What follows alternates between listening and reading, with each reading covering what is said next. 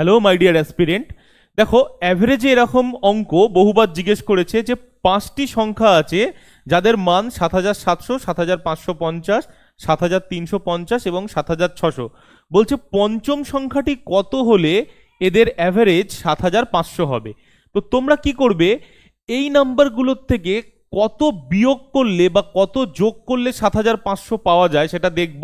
যে প্রথম ক্ষেত্রে আমরা 200 বিয়োগ করতে হবে, সেকেন্ড ক্ষেত্রে আমাদের 50 বিয়োগ করতে হবে, 3 নম্বর ক্ষেত্রে এখানে যোগ করতে হবে আমাদের 150, 4 নম্বর ক্ষেত্রে আমাদের 100 বিয়োগ করতে হবে।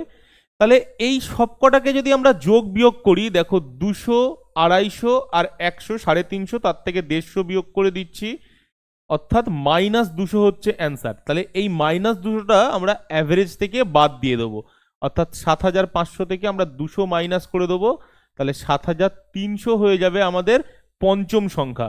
তাহলে এই যে পঞ্চম সংখ্যা তার ভ্যালু হবে 7300। আশা করি বুঝতে পেরেছো।